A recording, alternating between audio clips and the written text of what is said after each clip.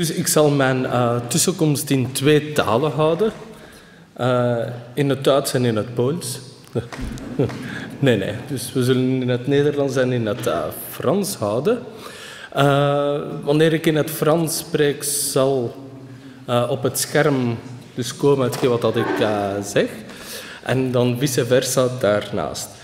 Donc je commencerai en français et je dois d'abord dire, c'est la première fois pour moi que vraiment de devoir constater que chaque intervenant s'est bien tenu à son temps. On a même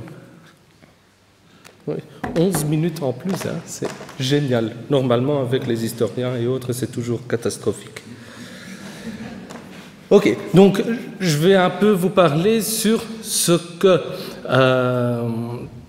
j'ai commencé à étudier, principalement donc, le meurtre des handicapés. Bon, bien entendu, lorsqu'on commence à s'intéresser dans l'affaire, on retrouve sur la plus grande poubelle au monde, qu'on appelle également Internet, l'ensemble. Toutes les terminologies y passent. Et donc, c'est également dans ce sens-là que, après donc, avoir étudié l'histoire de ce meurtre, que j'ai dû constater qu'il y avait surtout un problème concernant la terminologie. Comme je le dis souvent durant des conférences, donc en tant que conférencier et le public, qu'est-ce qu'on fait? Bon, moi j'ai une idée en tête et il faut essayer de la transmettre. On a 2 façons pour le faire. Ou par la télépathie, ça ne fonctionne pas, ou on utilise un langage. Et c'est là justement où je voudrais quand même tirer notre attention, c'est quels mots utiliser et principalement quels mots ne pas utiliser. Là tantôt, j'étais derrière, durant qu'il y avait les questions, j'étais déjà en train d'exploser, parce qu'il y avait 2 questions d'abord qui vont être traitées. Et je ne sais plus, ça venait de ce côté-là, donc concernant l'euthanasie. Et ben voilà, justement, lorsque je vous ai dit, durant toute ma recherche, c'est quand même incroyable à quel point non seulement des mots sont utilisés, parfois des mots sont utilisés pour rien dire, mais alors beaucoup plus vicieux, c'est lorsque des mots sont utilisés pour donner, en tant que sous-marin, un message politique, voire même idéologique. Donc, pour aujourd'hui, je vais passer ma présentation en 2 parties. La deuxième partie sera en néerlandais. La première partie, je vais un peu plus m'arrêter sur la terminologie. Et comme ça a déjà été évoqué plusieurs fois, j'espère qu'on ne va pas me lyncher par après. Parce que bon, c'est quand même le fait de mettre en doute quels mots parfois utiliser ou quels mots à ne pas, ou voire, en espérant, à ne plus utiliser.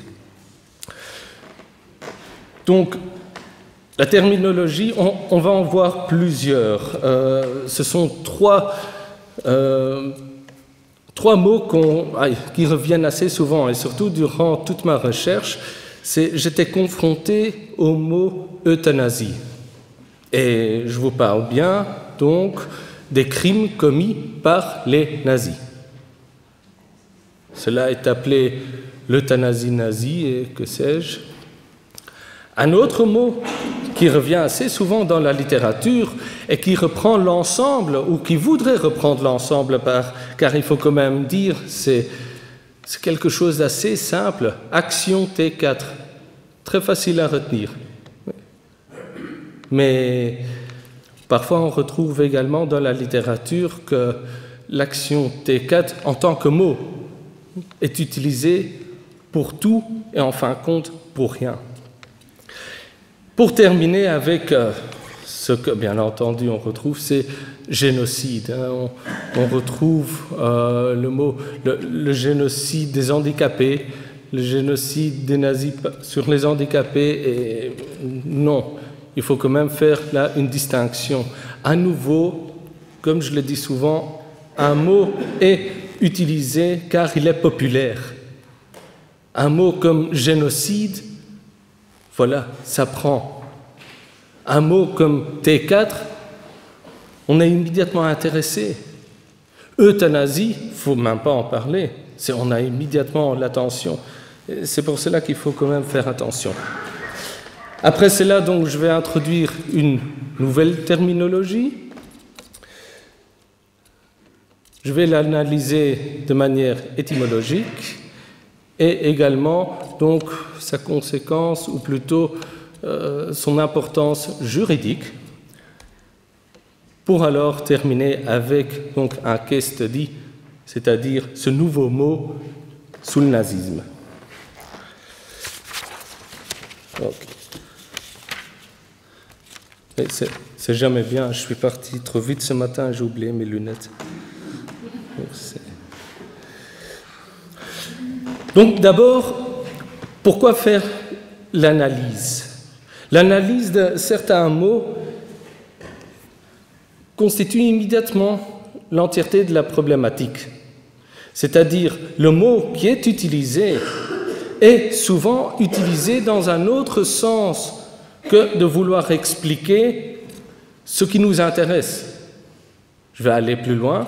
Lorsque vous allez dans certaines communautés ou autres et vous parlez de euthanasie, bien entendu, on se fera immédiatement une idée bien précise. Ces mots ont bien entendu immédiatement un double sens, voire même triple sens. Lorsqu'on parle de l'euthanasie, vous allez voir que le mot même peut être utilisé de manière, parfois, je dirais, assez farfelue. Mais beaucoup plus vicieux, c'est lorsque ce mot est utilisé dans un sens idéologique, voire même religieux. Et c'est toujours dans le sens téléologique, c'est-à-dire le mot même devient l'outil à utiliser. Pourquoi? Pour justement l'idée qu'on veut prôner et qu'on veut donc, durant une discussion, gagner la partie. De montrer, vous voyez, ce mot est dangereux, on a affaire à la même chose, donc d'office, il faut se méfier.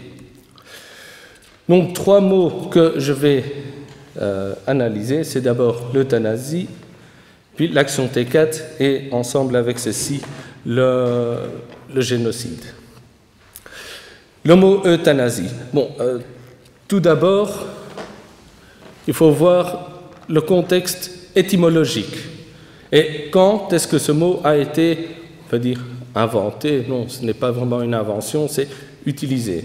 Nous le savons, cela vient de l'ancien grec, euthanatos, une bonne mort. Assez simple. On peut immédiatement se poser la question, et c'est là où, tout de même, il ne faut jamais faire de racisme, c'est vraiment mauvais, mais s'il y a une race à part, on peut les appeler les philosophes. Car ils se posent toujours ces questions-là que les autres n'ont pas vues. Surtout ceux qui ont fait l'éthique. On peut se dire la bonne mort, mais c'est quoi ce bien? Lorsque nous allons voir l'utilisation de euthanatos sous Alexandre le Grand, ceci n'a plus rien à voir avec comment nous le voyons. Sous les Romains, même chose. Deuxièmement, durant le développement de ce mot, à partir principalement du XVIe siècle, dans Utopia de Thomas More, le mot même n'est pas utilisé en latin. Tandis que ce qu'on retrouve dans les dictionnaires, à peu près je l'ai mis en 2 langues, c'est donc la mort sans souffrance, donc théorie selon laquelle il serait licite d'abréger la vie d'un malade incurable. Ok, c'est déjà autre chose que la bonne mort, qui veut en fin de compte pas dire grand-chose. Mais c'est là maintenant où vous pouvez vous poser la question, pourquoi est-ce qu'il insiste tellement sur les mots, un mot qu'on connaît? On l'a déjà fait tomber plusieurs fois aujourd'hui. Regardez pourquoi. Et je vous autorise à sourire. Lorsque nous avons, sans faire de la politique, Mais un médecin qui dit qu'il n'aime pas le mot euthanasie, car il y a le mot nazi dedans, selon moi, on n'est plus dans quelque chose qu'on peut appeler scientifique. Car Bernard Kouchner dit qu'il y a des mots doux et des mots durs. Donc pour lui, euthanasie fait partie de la deuxième catégorie et il ne souhaite plus qu'il soit employé. D'abord, n'employons plus jamais le mot euthanasie. Déjà, il y a le mot nazi dedans, ce qui n'est pas très gentil. Et puis, on a tout de suite l'impression qu'il y a une agression, qu'on va forcer les gens. À nouveau, je ne veux pas faire de la politique, je parle uniquement de ce mot. Dans quel sens il est utilisé? Vous voyez, avec une idée idéologique, on va reprendre l'idée farfelue comme quoi il y a le mot nazi dedans et que pour cela, il ne faudrait plus l'utiliser. Bien entendu, on a bien compris le message qui en va en sous-marin. Pour ça, comme on est quand même en Belgique, et je crois bien qu'il faut en être fier, la Belgique s'est dotée d'une loi concernant l'euthanasie. Et à nouveau, je ne vais pas tellement prendre la loi sous la loupe, mais le mot. Contrairement aux Pays-Bas, le mot euthanasie n'a pas été repris dans la loi. Tandis qu'en Belgique, oui. La troisième définition, donc, à partir de l'étymologie et puis à partir du XVIe siècle, comment ce mot s'est développé, troisième définition qui est tout de même assez capitale, surtout lorsqu'on en parle en Belgique, et donc un pays européen, c'est que la définition, comme vous pouvez le voir, donc, à la demande de celui-ci, ce qui ne revient pas dans les dictionnaires durant les 3 siècles précédents. C'est abréger une souffrance, point à la ligne. Une définition juridique dit, oui, c'est une tierce personne qui fait l'acte, un médecin, mais à la demande du patient. Ceci est tout de même assez important à signaler, surtout si je reprends maintenant l'aspect historique. Ce qu'on retrouve dans la littérature avec ce document que vous avez sans doute déjà vu, c'est appelé la Euthanasiebevel, donc l'ordre d'euthanasie. Comme cela a été dit là tantôt, c'est une loi qui a été... c'est un document qui a été écrit en octobre, antidaté le 1er septembre. Également, comme le docteur Waters l'a bien montré là tantôt, c'est l'ensemble de ce que Hitler avait déjà prévu, le 15 septembre 1935. À qui? Justement, à ce monsieur que vous voyez là, c'est Gerhard Wagner, c'est le chef des médecins.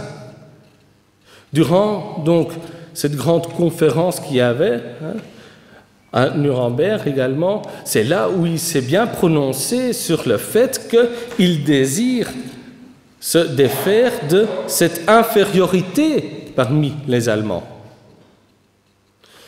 Cependant, la seule chose qu'il attendait, en fin de compte, c'était une guerre.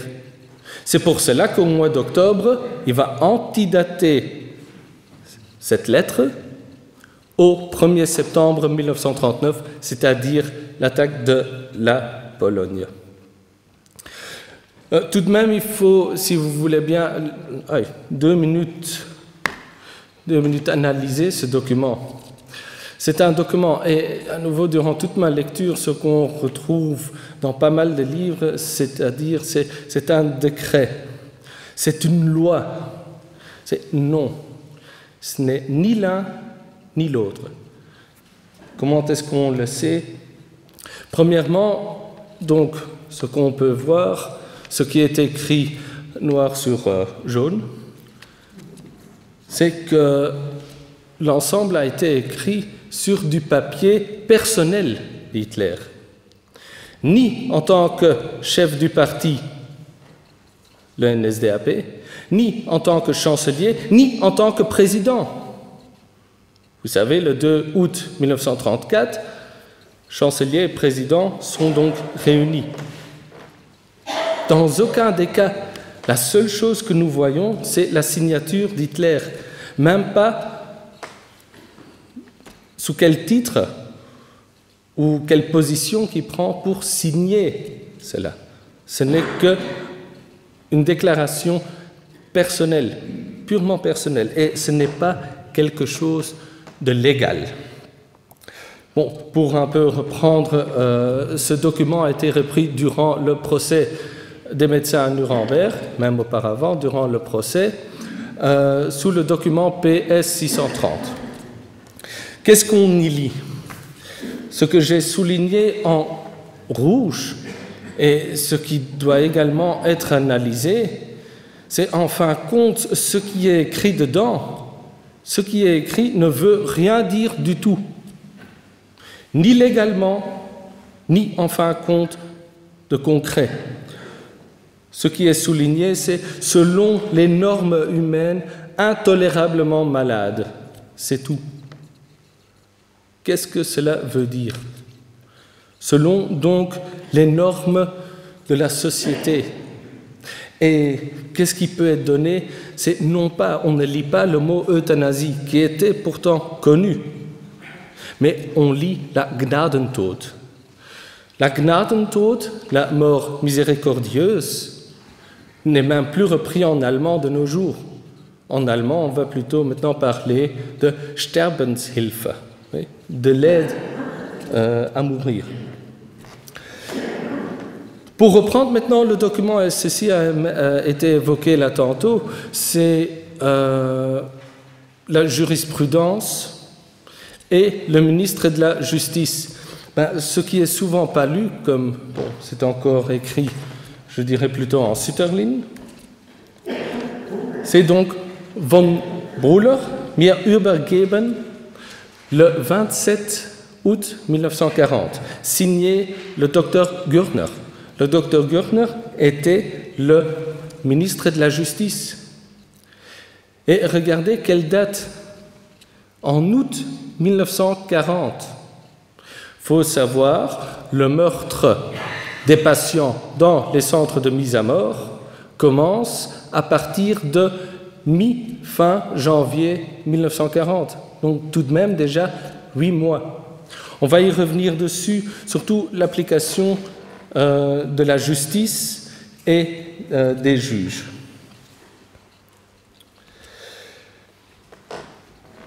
On peut se poser la question, bon, ok, pourquoi est-ce qu'Hitler a maintenant écrit cette lettre? Le seul avantage que cela avait, non pas que cette lettre a été envoyée. Ce qui était envoyé, c'était des convocations à des médecins qui étaient invités à se réunir à Berlin, où Victor Brack allait leur donner un peu plus d'explications sur le programme qui allait avoir lieu. Il y a eu très peu de médecins qui se sont levés et qui ont dit « non, je n'y participe pas ». Tandis que ce qu'il y avait, c'était justement des médecins qui se posaient la question « oui, mais est-ce que cela est légal ?» Et donc ces médecins qui vont participer, en allemand on les appelle les Gutachters, donc ceux qui vont non seulement organiser mais également exécuter, en quelque sorte par cette lettre qui leur était montrée, principalement avec la signature d'Hitler, était assez pour eux. C'était plutôt pour leur propre conscience de ne pas devoir aller vers l'illégalité. Bien entendu, on parle d'un double sens, l'illégalité, mais également sur le point de vue éthique. Le meurtre n'est pas commis, car en tant que médecin, ce qui était déjà d'application depuis plusieurs décennies, c'est le médecin qui va donc contribuer à ce qui est appelé la biocratie. Une population pure, La population, la société est considérée en tant qu'un corps. Et lorsqu'un corps souffre d'un cancer, la seule chose qu'il faut faire, c'est l'enlever. Dans cette même idée, un médecin ne va plus être immédiatement à la portée de son patient, mais plutôt à la portée de la société. Cependant, ce document n'avait aucune base juridique, donc la participation peut être qualifiée en tant qu'assassinat. Pourquoi est-ce que les médecins ne se sont pas posé plus de questions? Honnêtement, on peut parler des médecins, mais également des juristes, car il y avait le concept de Führerbefehl. La parole du Führer se place même au-dessus d'une loi.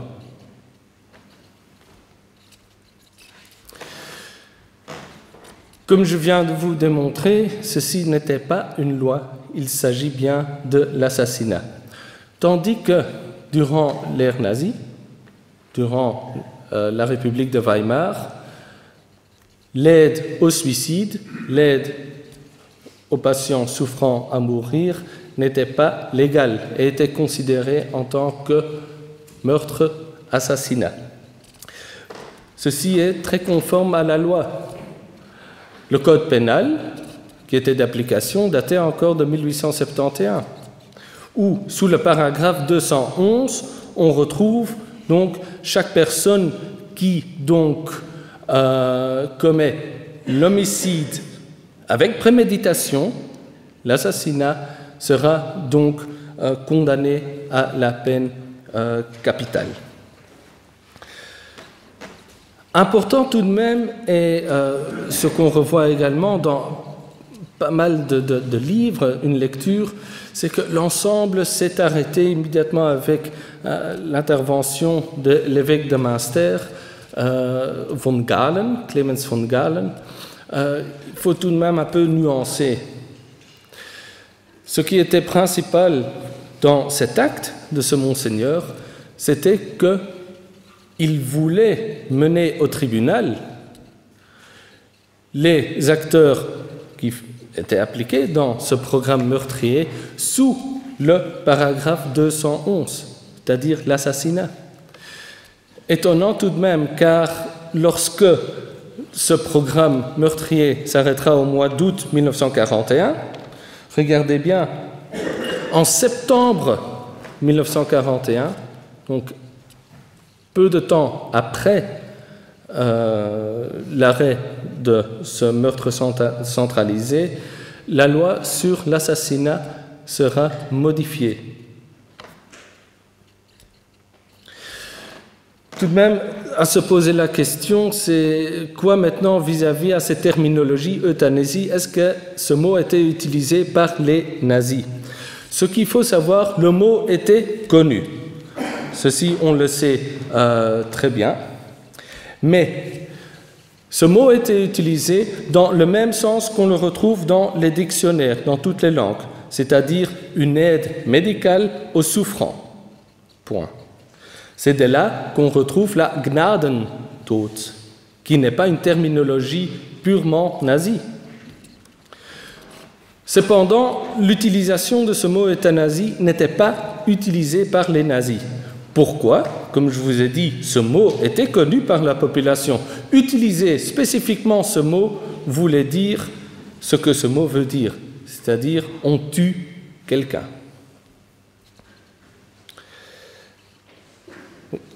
Et ce qui aurait eu comme danger véritable, c'est, ou plutôt ce sont les protestations, si ce mot avait été utilisé en public. Bien entendu, ce programme meurtrier était le secret d'État le mieux connu. Cependant, très peu a été efficace en tant que résistance. Il y a eu énormément de résistance, tandis que c'est surtout après le serment de cet évêque qui, lui, a fait deux éléments. Premièrement, il a dit en grand public ce qu'il ne fallait pas faire.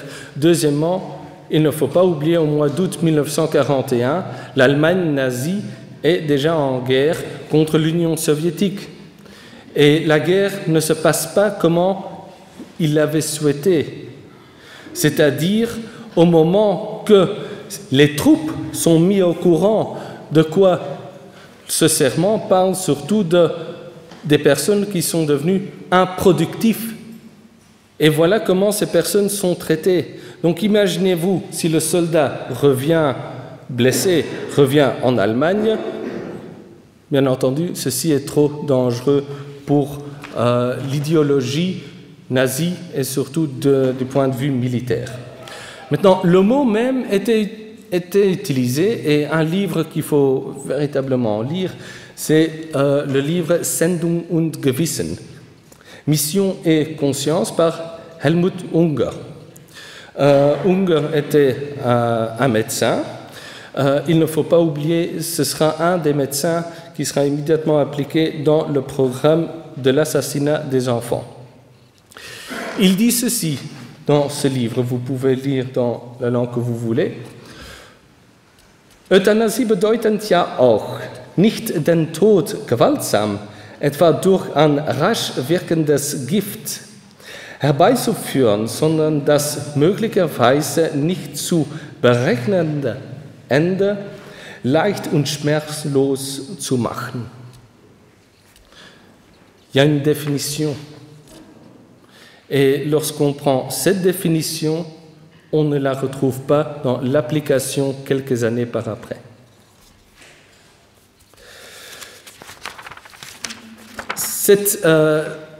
Ce mot qui n'était pas utilisé, bon, à nouveau, il fallait utiliser un mot, même les nazis. Ce qu'on retrouve, et ce qu'il faut tout de même dire, on retrouve à nouveau tout et n'importe quoi comme mot. Et tout de même important à savoir, commencer au moment même des faits à nier par le langage les faits qui sont commis, ça s'appelle le début du négationnisme. On ne dit pas ce qu'on fait, car ce qui est fait ne peut pas être nommé.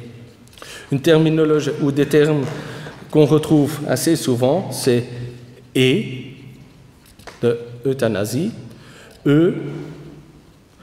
et même tout court, et principalement « action ». C'est tout. Important, donc, le chef médical de cette action T4, proprement dit, c'est Paul Nitsch. En tant que médecin de la vieille école, chez lui, on écrivait encore les mots qu'il avait appris. L'université de Jena l'avait explicitement demandé à ne plus utiliser dans sa correspondance le mot euthanasie. À nouveau, pourquoi? C'est trop révélateur. Donc, on peut tout de même dire que le mot euthanasie dans le sens nazi, comme il a été évoqué plusieurs fois, devrait être rejeté. Ce n'est pas un mot à utiliser lorsqu'on parle des crimes de l'assassinat par les nazis. Pourquoi? Premièrement, ce n'était pas une bonne mort. Je reprends maintenant l'étymologie. De ceci témoigne une infirmière qui a été témoin d'un de ces gazages. Qu'est-ce qu'elle a dit après la guerre? Tout simplement, comment peut-on parler d'une bonne mort lorsque les gens se chient dessus au moment de crever? Ce n'est pas une bonne mort. Deuxièmement, dans la définition qu'on retrouve depuis des siècles, non, ce n'était pas abréger une souffrance. Ces personnes qui ont été tuées ne souffraient pas. Troisièmement, ça n'a jamais été à la demande du patient. Pour ceci, tout de même, un point à tirer, ce que nous on appelle l'autonomie du patient était tout à fait contraire à la Weltanschauung, la conception du monde nazi. Et même durant ces siècles, cette euthanasie était appliquée individuellement. Ici, on parle d'un meurtre de masse. C'était massalement entre 35 jusqu'à 70 personnes à la fois qui étaient gazées. Bon, pourquoi maintenant rejeter également cette terminologie? Tout simplement, lorsqu'on ouvre le débat sur l'euthanasie après la Seconde Guerre mondiale, comme vous pouvez voir ici, donc, la proposition de loi devant la Chambre en 1997, comme vous pouvez le voir, il fallait presque d'abord se justifier qu'il ne s'agit pas de ces crimes, ces atrocités qui ont été commis auparavant. Il fallait presque se justifier vis-à-vis au passé, afin de pouvoir ouvrir le débat. Et également, qu'il faut tout de même rejeter cette idée de tout ce qui touche à l'ordre religieux d'une personne. Si une personne est contre par sa conviction religieuse, c'est tout de même assez dangereux d'utiliser justement ces arguments. C'est ce que nous on appelle des sophismes. Car ce qui m'a également intéressé, ce sont les documentaires faits sur l'euthanasie et surtout voir, lorsque je parle d'euthanasie, je parle bien entendu après la Seconde Guerre mondiale. Et c'était gouvernemental.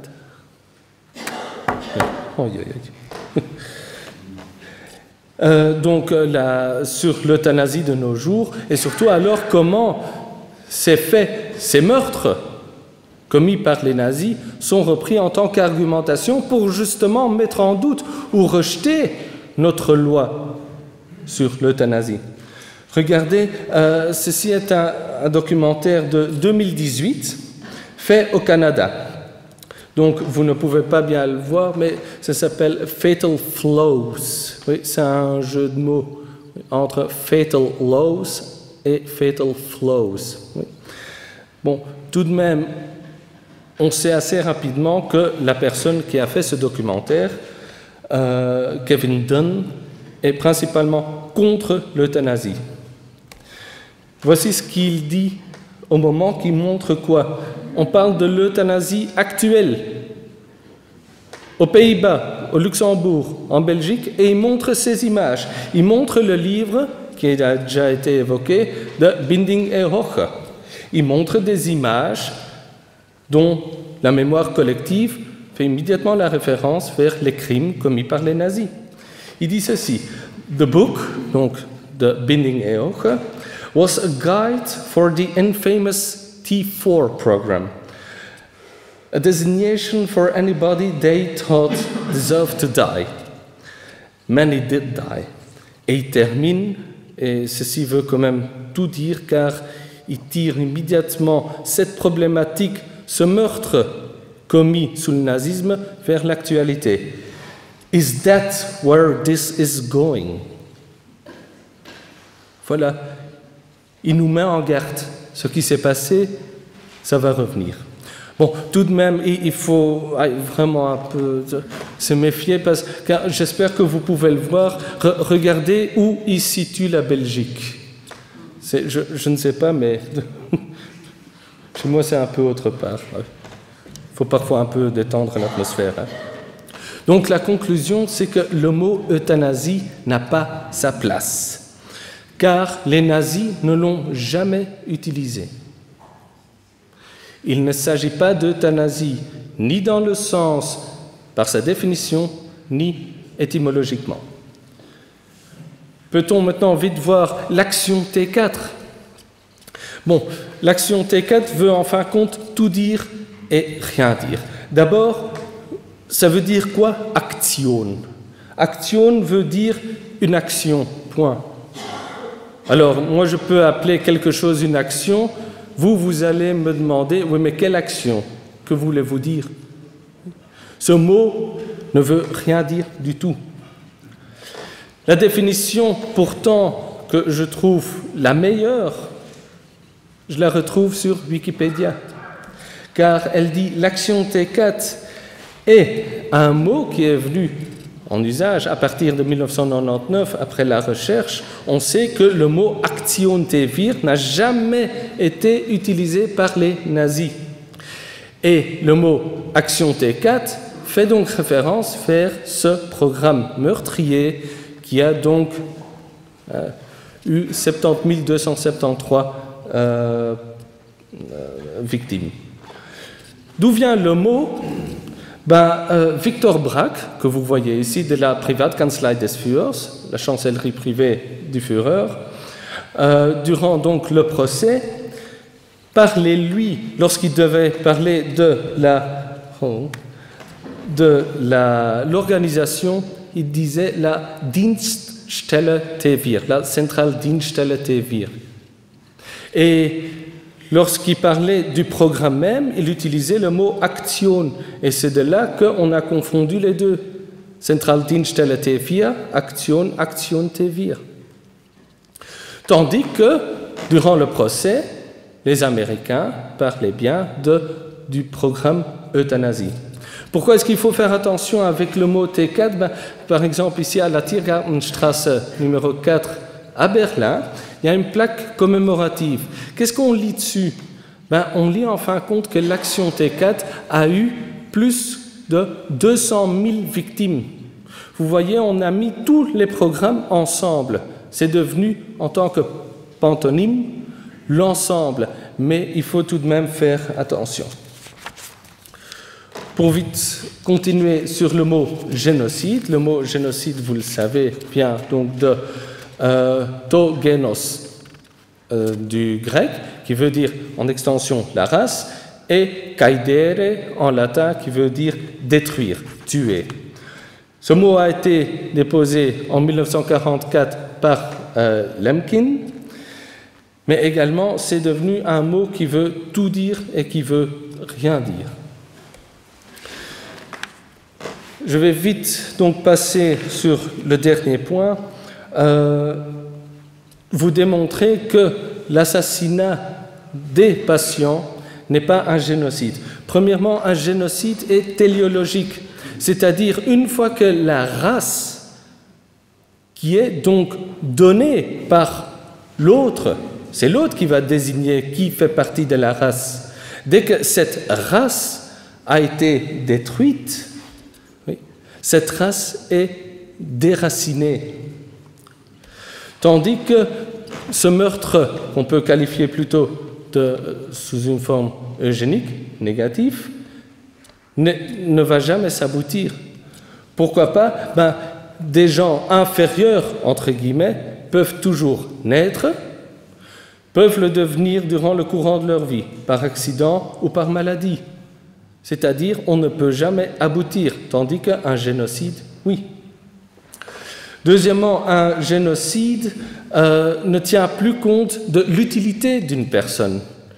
Par exemple, à Treblinka, le centre d'extermination de Treblinka, tout le monde qui arrivait, même ceux qui avaient potentiellement, économiquement encore une utilité, ont été tués. Pourquoi? Parce qu'ils faisaient partie de cette race.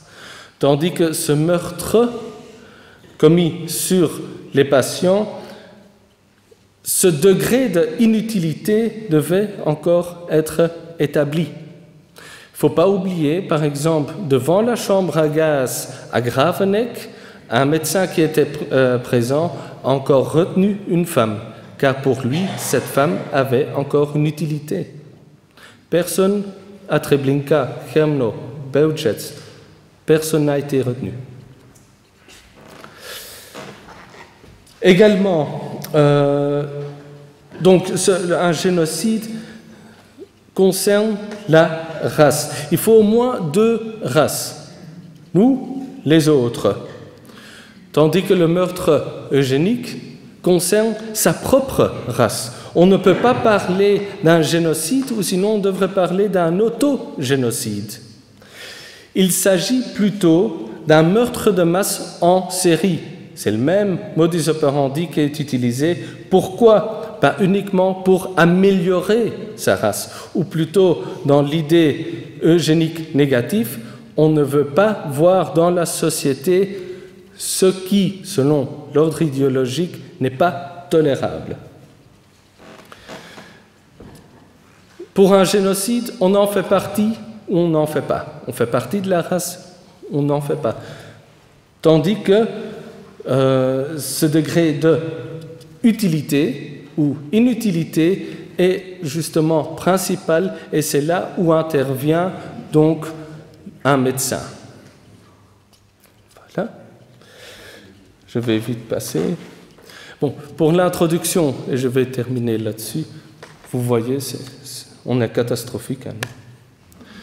Donc, comme je viens de vous montrer, le mot euthanasie, le mot action T4, le mot génocide n'a pas ou n'ont pas leur place.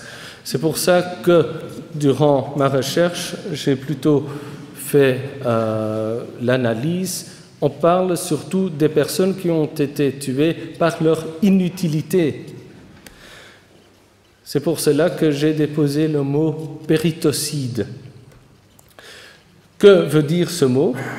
Tout d'abord, en grec, le mot qu'on voit et qui est repris principalement, c'est inutile, ce qui est superflu. Le mot en latin, kaido, tuer. Donc, on peut dire de peritos, superficiel, inutile, redondant, et kaidere, le péritocide est donc le meurtre sur des personnes devenues inutiles. Là, je passe. Om nu te eindigen met deze hele korte peritocide dat ik nu toepas op het nazisme, is het volgens mij dat we 9 elementen hierin kunnen opsommen. Waarbij denk ik dat het heel duidelijk zal worden dat die term van Action T4 niet haar plaats mag opeisen. Ten eerste hebben we vanaf augustus 1939 een rondvraag die begint 18 augustus en zal namelijk eindigen in de nazi-peritocide op gehandicapte kinderen. Eens dat het Duits leger Polen binnentrekt, wenst zij eveneens plaats te hebben dat gebruikt kan worden als kazernes en dergelijke meer. Vandaar dat psychiatrische instellingen zullen geledigd worden. De eerste die hiermee zal beginnen is eind september, oktober 1939, is dan Herbert Lange, die namelijk eerst, hoe je links kunt zien, in Poznan pure koolstofmonoxide zal gebruiken. Dan daarna met die S-wagen, Sonderwagen, zal hij namelijk dat Gauvaterland rondrijden en patiënten doden. Wat ik dus noem de nazi-peritocide in het bezet Pools gebied. Ten derde, de gecentraliseerde nazi-peritocide. Gecentraliseerd betekent, we brengen het naar één centrum. Vandaar, alstublieft, praat niet meer over een euthanasiecentrum. Dat heeft niks met euthanasie te maken. Ik noem dit de gecentraliseerde nazi-peritocide, waarbij dat dus die gekrat heel belangrijk is, van een instelling naar een moordcentrum. Vanaf het voorjaar 1940 zal een zwaarder regime worden toegepast. Niet omwille van raciale criteria, maar omwille, raciaal in de zin van genocidair, maar raciaal omdat het Joden zijn. Zij zullen, onder een zwaarder regime vallen. Dan noem ik dan de nazi-peritocide op de Joodse patiënten. Waarbij, of dat we ook terug tegenkomen in literatuur onder Action Gelm. Om even in te gaan op de jurisprudentie, wat heel weinig gekend is, ja, ook mensen die wilsonbekwaam werden geacht en niet voor een rechtbank mochten verschijnen, werden uiteraard gecolloqueerd. Onder paragraaf 42b, dat dus een rechterlijke beslissing is, werden die mensen opgesloten. Deze patiënten werden eveneens vermoord. Waarom is het zo belangrijk op juridisch vlak wanneer dat daar een rechter naartoe ging? Met het document paragraaf 42f, zijnde namelijk hun vrijlating, was het voor hen de grootste vraag is, waar is die mens naartoe? Zij werden dus nooit op de hoogte gebracht.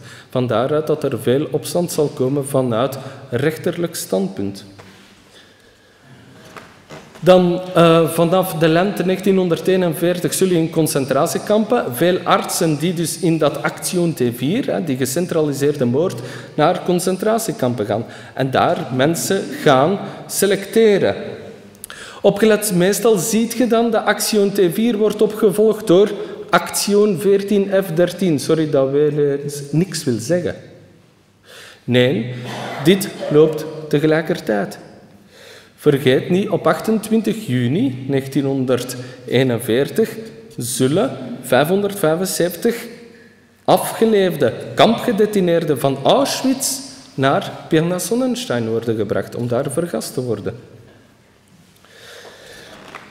Na de stopzetting in augustus 1941 zal de gedecentraliseerde nazi-peritocide doorgaan, dat we in literatuur terugvindt als, hoe belachelijk het mogen klinken, wilde euthanasie. Als voorlaatste ook die blauwe driehoeken, die namelijk verplaatst werden als Oostarbeider, werden vermoord. Wat ik dan ga noemen, ja, niet vernichting door arbeid, maar eerder vernichting nach arbeid. Het is erna. En ten laatste, een probleemgeval wanneer dat we dit hier willen onderbrengen onder Action T4. Dat gaat niet. En dat geeft te veel problemen. Denk ik, binnen de nazi-peritocide zou dit heel goed passen. Vanaf 1944, wanneer dat Duitsland luchtaanvallen over zich heen krijgt, zal Karl Brandt opdracht krijgen om ziekenhuizen vrij te maken. En dat Action Brandt kan dan weer eens vanuit, uiteraard Duitsers, maar die omwille van hun onnuttigheid te veel zijn geworden en werden vermoord. Dit allemaal staat beschreven in een artikel van ons wetenschappelijk tijdschrift. Donc, si vous voulez en savoir plus, tout à l'heure, vous pouvez voir notre revue et je vous remercie. Ik dank u.